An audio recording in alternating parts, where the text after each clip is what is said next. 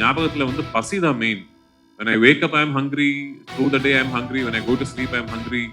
So other than that, I cannot differentiate between days, scenes எல்லாம்.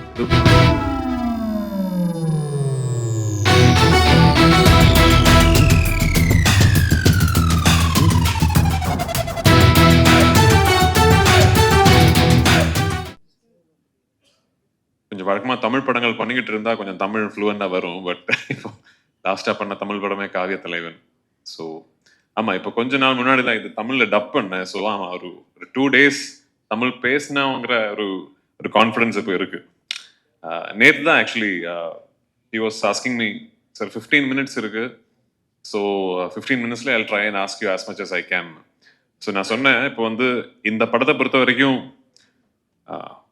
1 year 1 minute calculate பண்ணா கூட 15 minutes பத்தாது. ஏன்னா இது ஒரு 16 year long ஜேர்னி. 2008ல தான் actually director Blessy decided to do Aadu Jeevitham. And 2008-2009ல தான் he first came to me, இப்படி நான் இந்த படம் பண்ண போறேன், நீ தான் இதுல நஜீபா நடிக்கணும்னு சொல்லி. அதுல இருந்து இன்னைக்கு வரைக்கும் if you see it's a 16 year long journey.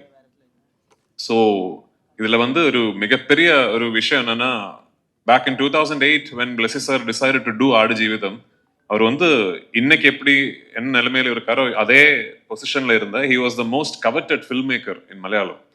எனக்கு தெரியும் he was the highest paid filmmaker in Malayalam in 2008-2009. And எல்லாருமே, அவர் வந்து ஆல்ரெடி மம்முட்டி சார் வச்சு படம் பண்ணாரு, மோகன்லால் சார் வச்சு படம் பண்ணாரு. So all big stars wanted to do ஒரு பிளஸி படமாவது லைஃப்ல பண்ணோங்கிற ஒரு ஆசை எல்லாருக்குமே இருந்தது. ஸோ அப்படிப்பட்ட பொசிஷன்ல இருக்கிற ஒரு film maker for the next 16 years decides that இல்ல, நான் இந்த ஒரு படம் தான் பண்ண போறேன். அப்படிப்பட்ட கன்விக்ஷன் வந்து it is very very rare to find. Forget about cinema, even in life it is very rare to find. இது இந்த படம் பொறுத்த வரைக்கும் இது ஒரு பெரிய ஜேர்னி. இது 2009ல வந்து we decided to do the film and it took us 10 years till 2018 to finally start rolling, start shooting. ஏன்னா இவ்வளோ பெரிய படம் இந்த பட்ஜெட்ல, இந்த ஸ்கேல்ல, இந்த கேன்வாஸ்ல வந்து 2008-9 டைம்ல it was impossible to imagine, especially from the Malayalam industry. அந்த 10 வருஷம் Blessy sir actually set up the project, almost brick by brick, and finally we were able to start shooting in 2018. Adla vandu today I have to tell all of you, especially that now we are in Chennai, இந்த படத்துக்கு வந்து இல்ல இப்படி ஒரு மிகப்பெரிய ப்ராஜெக்ட்டுக்கு இவ்வளோ செலவு பண்ணி இந்த ஸ்கேல்ல பண்ணலாங்கிற ஒரு ஜஸ்டிஃபிகேஷன் வர்றதுக்கு மிகப்பெரிய காரணம் வந்து ரஹ்மான் சார் தான். Actually when we decided that we will, so I have to, ஒரு சின்ன story actually I don't know if Rahman sir also knows this. I don't know if I've said this. ஒரு சின்ன story I have to tell you, sir. So when Blessy sir and me, I remember it was in my vanity van in 2009, I think. So like the first discussion we had is who's doing the music. So only 2 names actually. We were, of course, when you dream you can dream, illa limitless dream பண்ணல. So 2 names we discussed. One, the first name is A.R. Rahman sir, and second name is Hans Zimmer. So we actually mailed both Hans Zimmer sir and A.R. Rahman sir, and we got the reply first from Hans Zimmer's team, I think, because I think we mailed the wrong email address. So Hans Zimmer oda team la edho oru manager yaro oru reply panna, Rama ipdi paakalam adu idu illa. But then we got the opportunity to get the access to Rahman sir. And the time la eppadi how to get to Rahman sir nu kuda theriyala. Although we, for us in Kerala, we still think ama avaru vandu namma aalu in first padam Yodha Malayalathila panna. He's like, when you if you see Rahman sir in Kerala, people relate to him like a Malayali only. But we didn't know how to get to him. But finally we got access to him, and the ஒரு faculty of a genius nu சொல்றது வந்து the expert is in his or her own craft மட்டும் கிடையாது. You should be able to spot something special, illa. So அந்த அளவுல வந்து he is one of the greatest geniuses to have lived in our times. I think it is that first meeting liye vandu I think Rahman sir understood that we are trying to pull off something very special, and he said, yes, I am doing the film. Rahman sir oda per vandu when it got associated with the project is when suddenly the film, even in Kerala அந்த டைம்ல A.R. Rahman பண்றாரா, ஐயோ அப்ப அந்த லெவலா படம், அந்த so அந்த அப்படிப்பட்ட ஒரு டாக் வந்து it really helped us a lot during the setting up stage. So I have to take this opportunity to thank Rahman sir for showing the faith and the trust in this project, and more importantly, in Blessy's vision. So finally, 2018, we started shooting, and so இதுல வந்து ஒரு பெரிய transformation is part of playing the role. ஏன்னா வந்து ஒரு 3.5 years ஒரு டெசர்ட்ல வந்து stuck ஆன ஒருத்தரோட கதை. இது கதை கிடையாது, ஆக்சுவலி இது வாழ்க்கை, ஒருத்தர் நிஜமாவே வாழ்ந்த வாழ்க்கை. அது for another discussion.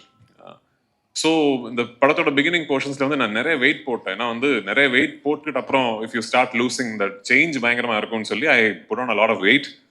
And we did the Kerala portions, and we went to Jordan. In Vadiram, we shot the first desert schedule where I was hefty and, you know, I had put on weight. Then we stopped shoot. அதுக்கப்புறம் ஒரு 7 months shooting நிப்பாட்டி எனக்கு wait இழக்கிறதுக்கு வந்து time கொடுத்து 7 months later, end of the year or beginning of next year, we went back to Jordan. Yeah, beginning of 2020, we went back to Jordan. Shooting ஆரம்பிச்சு கொஞ்ச நாள் தாண்டினப்போ the pandemic struck and we had to stop shooting. கிட்டத்தட்ட ஒரு 3 months the entire team was stuck in a desert in Jordan without being able to shoot. Shooting permission was stopped. International air travel was stopped. So almost at the end of the 3rd month we got a repatriation flight. அப்படிதான் அந்த team ஃபுல்லா திரும்பி வந்தேன். அந்த டைம்ல வந்து Blessy sir and me and the whole team, we did not know இது எப்போ இனிமே ஷூட்டிங் நடக்குமா, திரும்பி போக முடியுமா, எதுவுமே தெரியல. And imagine it's a journey of so many years of weight and effort. But ஏதோ கடவுள் பார்த்தேன்னு நினைக்கிறேன், ஒரு 2 yearsக்கு அப்புறம், ஆல்மோஸ்ட் 1.5 yearsக்கு அப்புறம் we managed to regroup and get the permissions again. இந்த வாட்டி to shoot the escape portion of the whole desert saga, we went to Algeria, in the middle of the Sahara desert. Timimoun ஒரு இடம், அதுல அங்க இருந்து we used to go in 4-wheel drive SUVs into the desert. தெரியல, I don't know if any film crew has ever been there. I think it should be next to impossible. நாங்க அங்க shoot பண்ணிக்கிட்டு இருக்கும்போது I remember the locals, the Algerian locals telling us we ourselves haven't seen these places. So அப்படிப்பட்ட ஒரு இடத்துல we shot one big portion of the film. Then we came back to Jordan, and 2020 வந்து எது we couldn't do, the portions that we couldn't shoot, we completed that in Jordan, and finally we came back to Kerala, and the film we finished shooting in 2022. அதுக்கப்புறம் ஒரு 1.5 years long post production process. இந்த 28க்கு இவ்வளோ பெரிய கதையோட climax. So என்னை பொறுத்த வரைக்கும் 2009-2008 டைம்ல when I said yes to the film, நான் வந்து I hadn't gotten married. I obviously wasn't a father. நான் ப்ரொடியூசர் ஆகலை, டைரக்டர் ஆகலை, டிஸ்ட்ரிபியூட்டர் ஆகலை. இந்த எல்லா மாற்றங்களும் என் லைஃப்ல நடந்தது இந்த ஆடு ஜீவிதம் ஜேர்னியோட நடுவில் தான். ஸோ என்னை பொறுத்த வரைக்கும் அந்த 28th of March, it is almost like one phase of my life is culminating. அதில் வந்து ஒரு பெரிய சந்தோஷம் என்னன்னா, finally when it is releasing now, I guess it's releasing at a time which is great for cinema in general and for Malayalam cinema in particular. இந்த படம், right from the beginning we always thought whenever it is releasing, we should try and get the best distributors, the market leaders, to distribute this film for us in every market. So I should take this opportunity, since I'm here in Chennai and speaking to you about the Tamil version. Thank you, Udayanidhi Stalin sir. நான் ஒரு phone call தான் அவருக்கு பண்ணேன். I called Uday once, and I've never spoken to him before that. And I told him, இப்படிப்பட்ட ஒரு project, இது ஒரு இண்டஸ்ட்ரியோட ஒரு பேஷன் ப்ராஜெக்ட், இவ்வளோ வருஷங்கள் இதோட எஃபர்ட், இது ரெட் ஜாயிண்ட் தமிழ்நாட்டில் ரிலீஸ் பண்ணா எனக்கு ரொம்ப பெருமையா இருக்கும்னு சொன்னேன். And I think Uday was an artist, so probably he understood what I meant.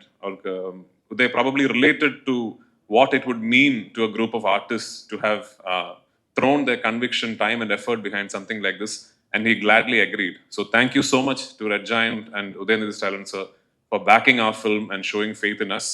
Kandipa 28th of March world over the film will release. Please do watch the film. இது பார்த்துட்டு இருக்கும்போது ஒரு மிகப்பெரிய விஷயம் நீங்க மறந்துடக்கூடாது. இது வெறும் ஒரு கதை கிடையாது, ஒரு மனிதன் வாழ்ந்த வாழ்க்கை. அண்ட் நஜீப்ங்கிற மனிதன் இன்னைக்கு he's with us, alive and well. He fought the circumstances. He found the strength to survive the circumstances, and he came out of it to be able to tell his tale. So இந்த படம் வந்து is an ultimate tribute to the resilience of human strength, is a tribute to the life that Najib lived, and of course it is a passion project for all of us involved. Thank you so much. வழக்கமா actually நான் நிறைய படம் பண்ணியிருக்கேன். I've done more than 100 films.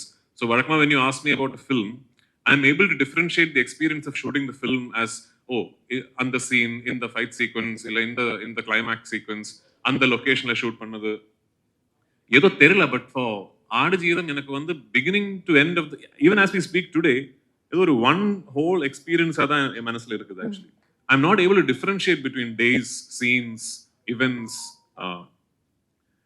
I remember how I felt. என்ன because I keep saying, எனக்கு வந்து இந்த படத்தை பொறுத்த வரைக்கும் ஓவர் பேரிங் மெமரி வந்து பசி. I wasn't eating.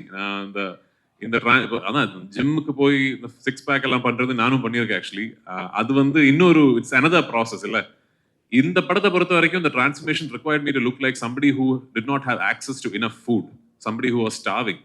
அதுக்கு ஒரே வழி தான், I have to take that route. I have to starve myself. So now I wasn't eating. I was completely fasting தான் பண்ணிட்டு இருந்தேன். Almost at times the fast used to go on for 3 days, 72 hours. So இந்த படம் வந்து shooting பண்ணிட்டு போயிட்டு இருக்கும்போது என்னோட ஞாபகத்தில் வந்து பசி தான் main. when I wake up I am hungry, through the day I am hungry, when I go to sleep I am hungry. So other than that I cannot differentiate between days, scenes எல்லாம். இது ஒரு பெரிய ஒரு giant experience. Like I feel like I have lived through that. So ஆமா, it's tough for me to pick one. Okay, thank you. படம் நான் ஒத்துக்கும் போது என்னோட ஓன் படம் பண்ணியிருந்தேன். அப்புறம் லெமாஸ்க்குன்ட்டு ஒரு படம் விஆரில் டைரக்ட் பண்ணியிருந்தேன். ஸோ அது நடுவில் இது வந்து இதோட மீட்டிங்ஸ், இதோட கம்போசிஷன் எல்லாம் பண்ணோம். சீக்கிரம் முடிஞ்சிடும்னு நினச்சேன். நான் 6 வருஷம் ஆயிடுச்சு. பார்க்கும்போது டெஃபினெட்லி பிருத்வி வேறு லெவல் ஆக்டர் ஆகிருக்காருல்ல. பிளஸ்ஸி கூட ஒர்க் பண்ணுறது. It's really lucky to work with Blessy, Sunil, Jimmy and Snehan. ரொம்ப நல்லா பேசுனீங்க, லைட் அப் பண்ணிட்டீங்க. Marshal, thank you. ஒருத்தர் கேட்டார், மரியான் மாதிரி இருக்குமா அப்படின்னு கேட்டார். மரியான் ஒரு ஃபிக்ஷன், இது வந்து ஒரு ரியல் ஸ்டோரி. 250 பதிப்பகம் ஆயிட்டுல, 250 எடிஷன்ஸ். 250 எடிஷன்ஸ். அவ்வளோ புக்கு படிச்சிருக்காங்கன்னு அது எதுவும் இருக்கணும் டெஃபினெட்லி. அது நீங்களே கண்டுபிடிச்சி சொல்லுங்கள். Thank you so much. Team had a clear vision, like what they wanted all about this movie அப்படின்னு. பட் நீங்க செட்டுக்கு போயிட்டு நீங்க பார்த்த ஒரு விஷயம், and how did that complete songs, okay let me do this song, இந்த song இந்த படத்துக்கு தேவை அப்படின்னு where you thought about it actually?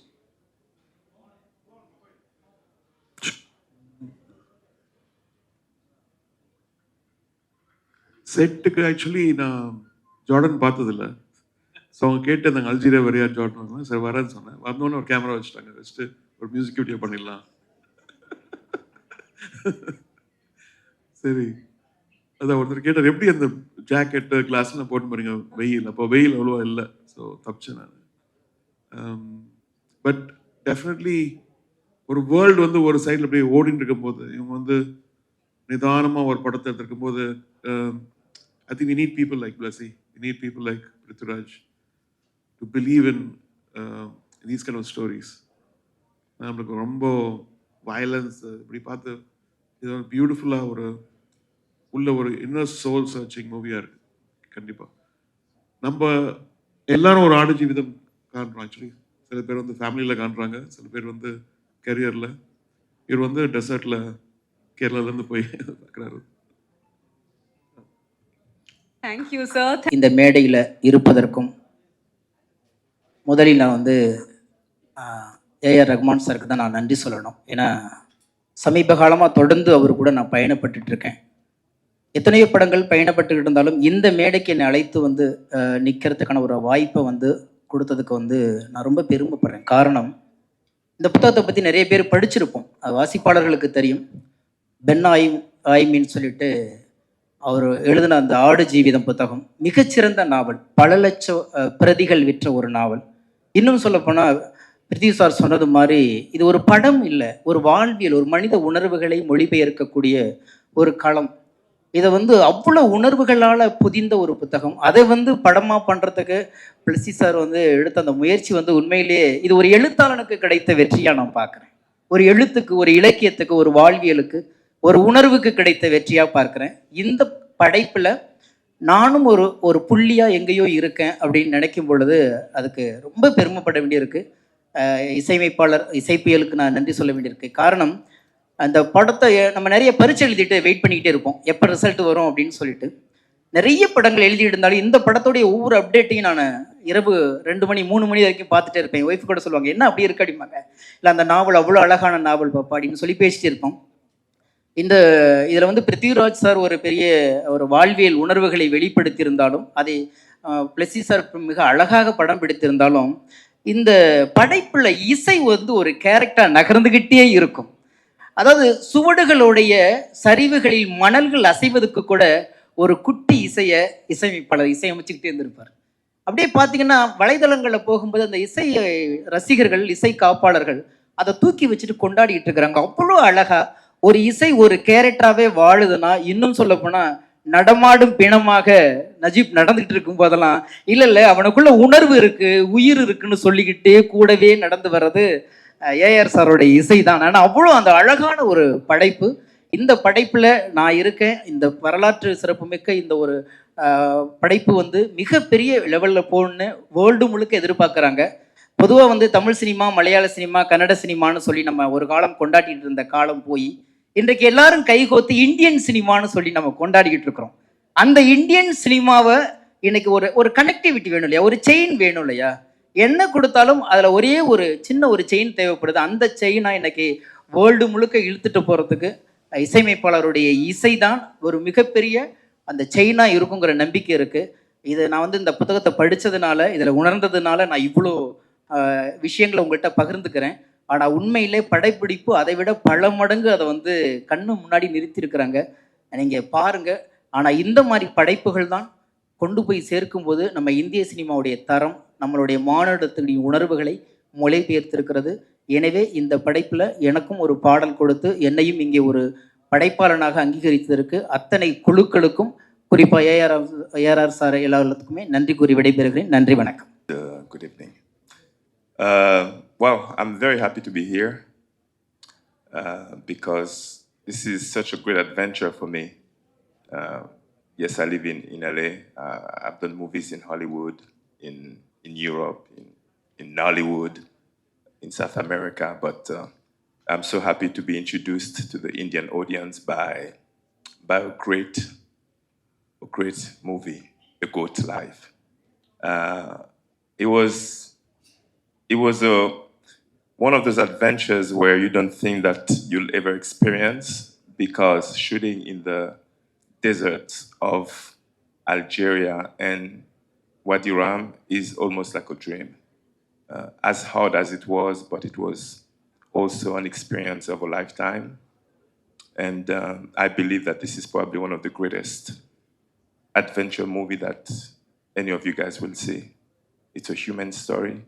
It's very inspirational. And I'm so privileged to have worked with probably some of the best that India has to offer. From the lead actor, Raj, to the extremely commending director, Blessy, who has the soul of an angel. I believe he might be a saint in a different life. And of course, your own super composer, A.R. Rahman, without forgetting our DP, who's provided us of images that will blow your mind, Sunil. So, very happy to be here, very happy to experience India, to experience Chennai, and I love your food. Thank you. Challenging? Was he very strict to you, or he was calm and composed on the set? Blessy was extremely calm and composed. Because of the difficulties that we've had on set, he was always able to find ways to get things through, to get the message across and to inspire you to continue. So that wasn't challenging at all for me. What was challenging was probably the location, because it's very difficult to shoot in the desert. There was one particular scene where my character had to carry Raj's character, Najib, and there was a sandstorm. So, when you have a sandstorm, you have that sand hitting you very hard, and I have to carry him, I have to take him away from danger. And one take is okay. But, when you start doing 5, 6, 10 takes, because Blessy, if he doesn't have what he wants, will continue until he he's gets what he particular wants. about it. Very, very particular. Okay. Very, if he's got something in his mind, if he's got a vision, he's got to get it precisely. So I think that part of it was a bit challenging. And also, I spoke Arabic in this movie, so I also had to learn some Arabic, which is not easy for me, even though I do speak some other languages, but Arabic is completely different to what my tongue is used to. Thank you. And you said you like the food in Chennai, right? Yeah, I do. What was your favorite food?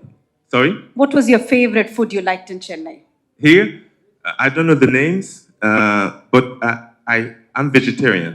Okay. So that's why, I can go anywhere and just eat proper.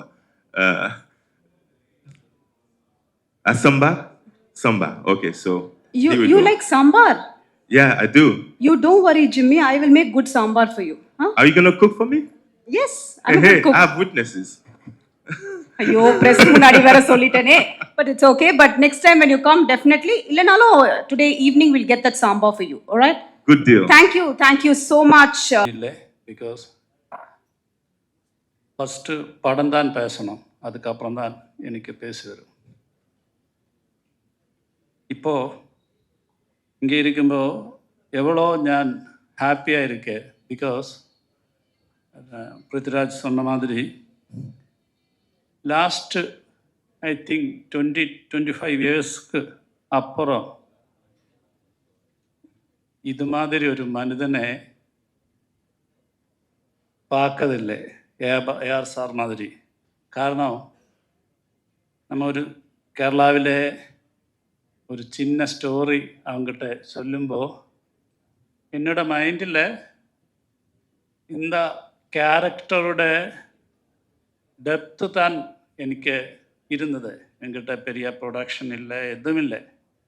சிம்பிளாக ஒரு story அவர்கிட்ட சொல்லி கொடுக்கும்போது அதோட depth எவ்வளோவும் இருக்கே. இந்த காலத்துக்கு இந்த படத்துக்கு ஆവശ്யம்னு நினச்சி அவரை இனிஷியேட்டிவ் பண்ணி இதனால்தான் இப்போ நீங்கள் கூட்டத்துக்கு மேலே நமக்கு ஒரு ப்ரெஸ் மீட் மாதிரி வர்றதுக்கு ஒரு டைம் கிடச்சது. எவ்வளோ அவர் இந்த படத்தோட ஐ திங்க் ഞാൻ ട്രാവൽ பண்ணி லாஸ்ட் 7 years 2017 onwards அவர் இந்த படத்தோட ட்ராவல் பண்ணிகிட்டே இருக்கேன். ஐ திங்க் நிஜமா சும்மா அவரை வச்சுட்டு போய் சொல்லலை, நிஜமாக தான் இந்த ஒரு ஆர்டிஸ்ட்டு அவரோட மியூசிக்கு அவர் பண்ணது படத்துக்காக இவ்வளோ டெடிகேட் பண்ணது ஐ திங்க் அது சொல்லித்தான் ஆகணும். அதுதான் என்னோட நன்றி. இப்போ இதில் நிறைய பேர் இருக்கு. பிருத்விராஜ் இப்போது என்னோட தம்பி மாதிரி தான். அதுதான், அதுக்கு மேலே எதுவும் சொல்ல வேண்டியில்லைக்கா. பிகாஸ் லாஸ்ட்டு 16 years-ஆக நம்ம அவன் சொல்லியாச்சு, அவன் மேரேஜ் ஆயிடுச்சு, குழந்தை ஆயிடுச்சு, எல்லாமே ஆயிடுச்சு. பட் அப்போ கூட എനിക്കും അവനും തമ്മിലുള്ള ഡയലോഗ്സ് ഉള്ളി അബൌട്ട് ആടുജീവിതം. ആക്ച്വലാக வேறு எதுவும் பேசுறதுக்கு இன்பிட்வீன் இல்லை. எப்போ பார்த்தாலும் அதுதான் பேசிகிட்டே இருந்தது. அண்ட் சுனில் என்னோட கேமரான். இப்போது ഞാൻ எவ்வளோ இமேஜின் பண்ணது அந்த அளவுக்கு அதுக்கு மேலே ഒക്കെ എനിക്ക് വിഷ്വൽ കൊടുത്തത് സുനിലും ഞാനിവിടെ പ്രസൻറ്റ് ചെയ്യുകയാണ് നിങ്ങൾക്ക്. ജിമ്മി ക്യാരക്ടർ ആക്ച്വലി இந்த புக்கில் மோசஸ் மாதிரி தான் அந்த ரைட்டர் எழுதி வச்சுருக்கேன். பிகாஸ் இவங்களை எல்லாமே டெசர்ட்டின்னு எடுத்துட்டு காப்பாற்றுக்காக ഇരിക്കണ ഒരു ഗോഡോட എല്ലാ പ്രസൻസും ഇരിക്കണ ഒരാൾ മാതിരി தான்.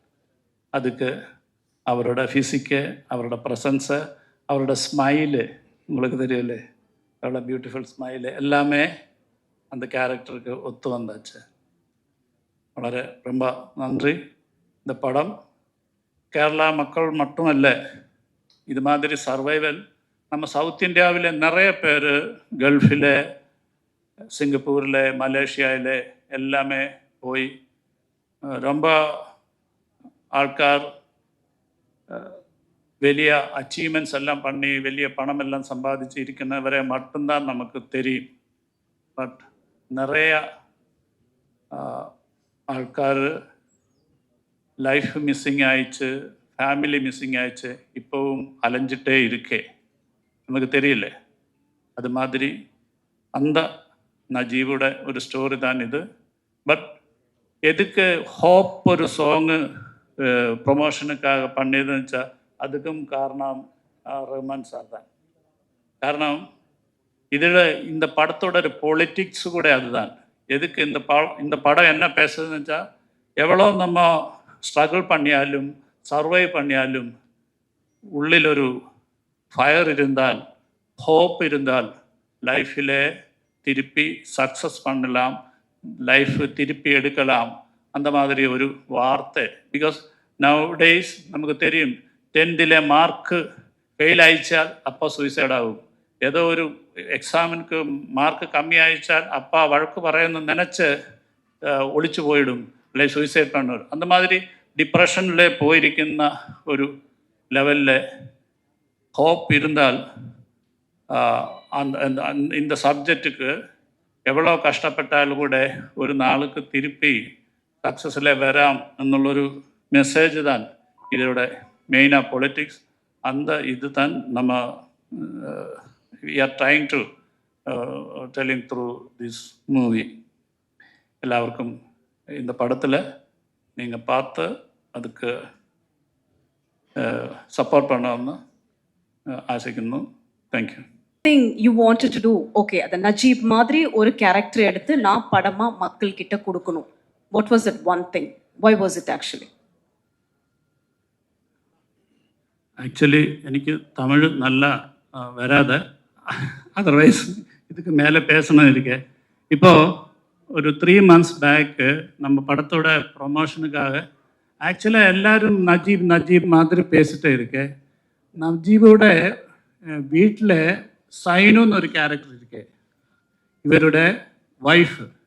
வேறு ஆஃப்டர் இவர் போகுമ്പോൾ அவர் ப்ரெக்னெண்ட்டாக இருந்தது, 3-4 months ப்ரெக்னெண்ட்டாக இருந்தது. அந்த ஆளும் நம்ம எதுவும் சொல்லவில்லை അല്ലേ. ஐ தாட் இந்த படத்துக்கு ப்ரொமோஷனுக்காக அதர்வைஸ் അല്ലെങ്കിൽ இந்த படத்துக்கு ஒரு நெக்ஸ்ட் வியூ மாதிரி அந்த பொண்ணோட ஒரு என்ன ஸ்ட்ரகிள் கொஞ்சம் காட்டணும்னு திங்க் பண்ணியிருந்தேன். அப்போ தான் என்னோட ஒரு ஃப்ரெண்டு சொல்லியாச்சு, இப்போ ரீசெண்டாக தமிழ் பத்திரிகையில் வந்திருக்க ஏதோ ஒரு லேடி ஹஸ்பண்டு வெளியூரில் போயிட்டு 2 years வெயிட் பண்ணிகிட்டே இருந்தேன். അപ്പം മാരേജ് മുടിഞ്ഞ് ഏതോ 2 weeks അപ്പുറം തന്നെ അവർ വെളിയൂർ പോയത്. ബട്ട് അവരെ മിസ്സിങ് ആയിച്ച്. ആഫ്റ്റർ 2 years ആയിച്ചിട്ട് அந்த ரிலேட்டிவ்ஸ் பேரண்ட்ஸ் எல்லாமே சொல்லி ஃபோர்ஸ் பண்ணி இந்த பொண்ணுனை மேரேஜ் பண்ணியாச்சு. புதுசாக ஒரு ஆள் மேரேஜ் பண்ணியாச்சு. அந்த மேரேஜ் முடிஞ்சதுக்கு அப்புறம் ஆஃப்டர் 1 week இந்த ஃபஸ்ட்டு ஹஸ்பண்ட் திருப்பி வந்தாச்சு. அது பத்திரிகையில் உங்களுக்கெல்லாம் தெரிஞ்ச வார்த்தைன்னு நினைக்கிறேன். ஸோ அந்த மாதிரி நிறைய விஷயங்கள் நம்ம கிட்ட நடந்துகிட்டே இருக்கு. அதில் ஒன்று மட்டும்தான் நஜீப்.